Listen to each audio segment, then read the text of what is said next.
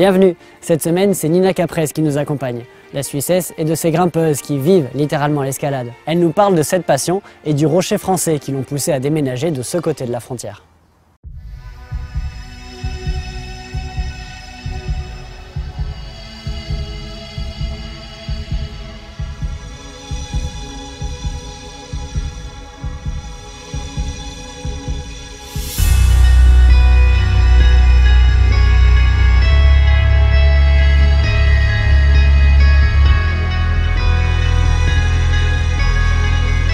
Quand je grimpe, j'ai une seule envie, c'est d'arriver haut. Je me concentre sur ma position du corps, les pieds, la manière dont je tiens la prise. Je me focalise sur le prochain mouvement et ça ne va pas plus loin. Donc cet esprit, ça demande une très grande concentration et une très grande envie aussi d'accepter tout et n'importe quoi. Parce que dans la grimpe, il y a toujours de l'imprévenu. Et ça demande aussi d'accepter la chute, de voir ça comme partie de l'escalade. Et après, quand toute cette concentration t'amène au sommet et puis tu clips la chaîne, c'est juste là, c'est waouh! C'est vraiment une espèce de chaleur qui te prend et qui te quitte plus. Et, enfin voilà, c'est incroyable. Pour moi, l'escalade, et puis à chaque fois, c'est comme ça. C'est pas un truc qui dit ouais, c'est bon là. Je connais ça et tout. Non, à chaque fois, cette vague, elle te reprend et bam!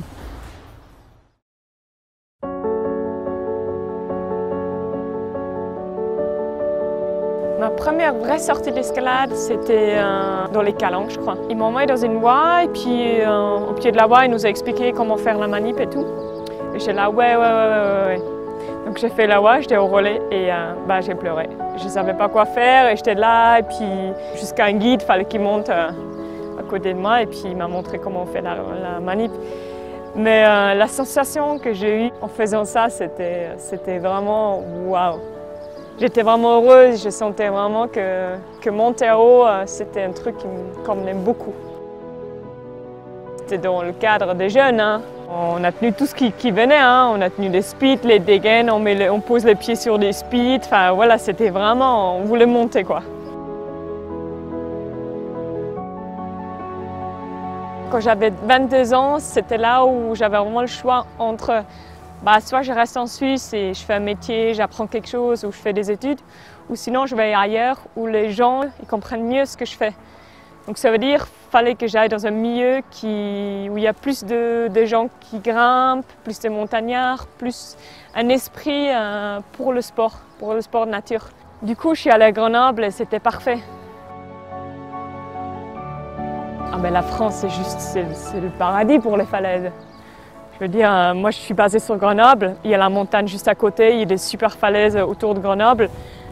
Je fais 2 heures de route, je suis sur des falaises comme Céus, Saint-Léger, le Verdon, tout le sud, ça veut dire c'est juste waouh! Il y a tout type de rochers et ouais, la France, il n'y a rien de mieux, il n'y a vraiment rien de mieux.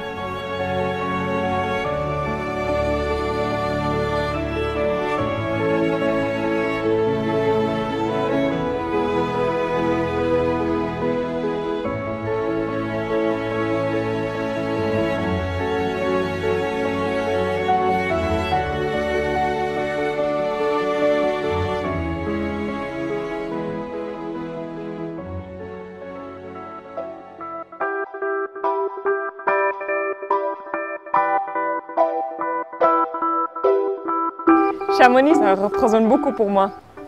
Je me rappelle quand j'avais 16 ans, j'ai suivi mon frère partout. Donc c'est lui qui m'a vraiment appris à faire la montagne. Il m'a amené partout. Et quand j'avais 16 ans, il m'a dit « Allez, on va au Mont Blanc ». Donc on est monté en Suisse dans le train, on a fait 8 heures de train, on est sorti ici. On a bivouaqué sur le glacier et puis le lendemain, on a fait le Mont Blanc.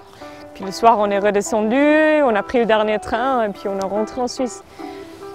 Mais c'était, voilà, pour moi c'était gros, pour moi c'était une aventure, c'était un truc qui m'a vraiment montré, voilà, il n'y a pas de limite. Et c'est donc en toute logique que Nina a participé à la mise en place de l'Alpine Arc'teryx Academy à Chamonix.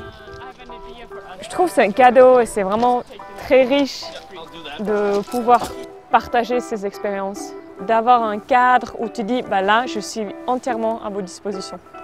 je vous apprends ce que je fais parce que ça se fait pas comme ça. Il faut le voir, il faut le faire, il faut le sentir. Et j'aime bien faire ça. Ça fait partie de l'escalade pour moi. Voilà. Vous le voyez, Nina Caprez partage plutôt bien l'émotion que lui fait vivre l'escalade. Et le week-end dernier, c'est par le biais d'un film qu'elle a pu le faire. Orbayou, c'est une voie pas comme les autres, dans laquelle elle s'est lancée avec Cédric Lachat. Orbayou, c'est une grande voie de 550 mètres. Elle se retrouve dans le massif des Asturies.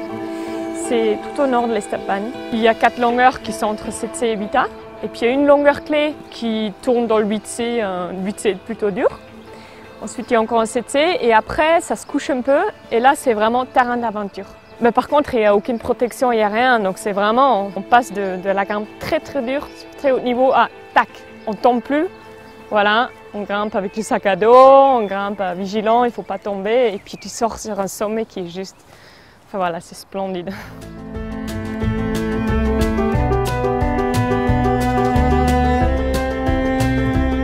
Avec Cédric, on est allé là-bas pour essayer de la grimper, de s'exprimer dedans, tout ça. Ça a été, je peux dire, la première voie où, en fait, qui m'a amené à mes limites. J'adore pousser mes limites et tout, et ça a toujours marché pour l'instant. Et là, en fait, il y avait, bam, non.